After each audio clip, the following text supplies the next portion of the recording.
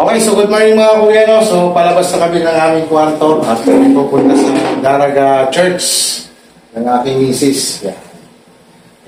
Tara, let's go. Samahan nyo kami.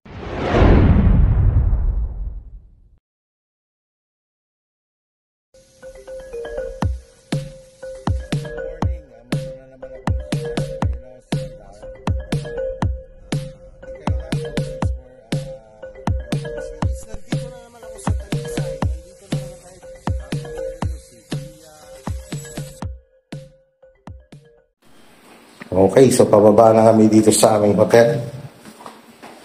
Yung misis ko. Siya nagpapasyal sa Daraga Church. Yan, ito po yung aming hotel na tinigilan dito sa Albay. Yan. Maganda itong hotel na to. Riser Hotel. Yan. Tara, let's go.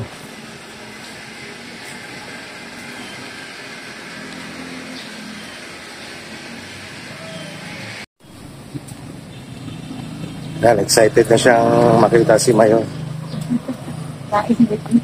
Nainit-init na. Sana nga.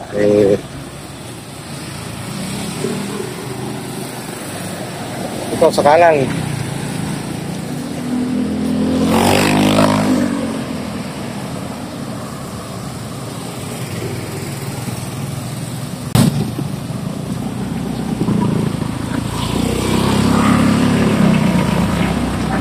Good morning mga kuya, no? So nandito po kami ngayon sa Albay, sa Mayon.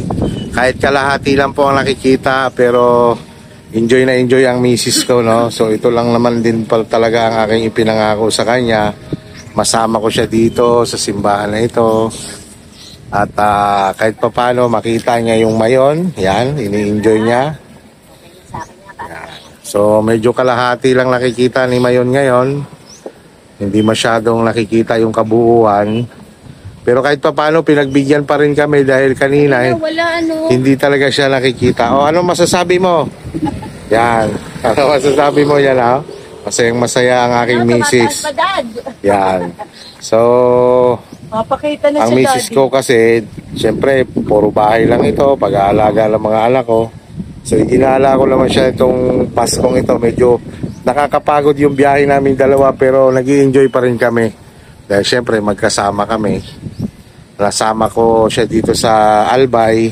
Ang ulang plano namin talaga, Naga lang. Pupunta lang kami sa birthday ng anak ng kapatid ko.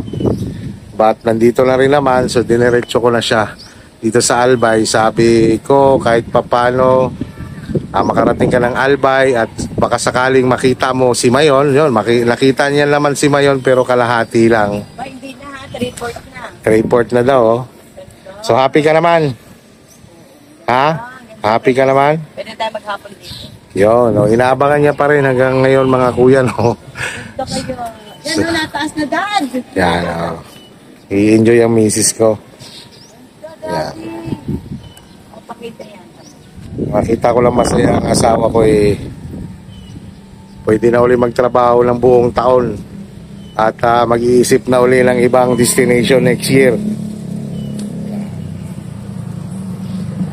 Mga panahon na babawi sa asawa, mga panahon na maraming pagkukulang sa asawa, ngayon ay bumabawi na tayo. Yan.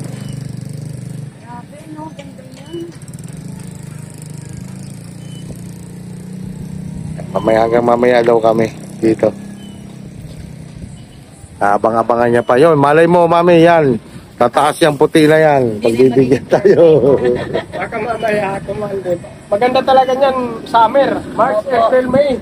Kaya nga po eh. Okay lang.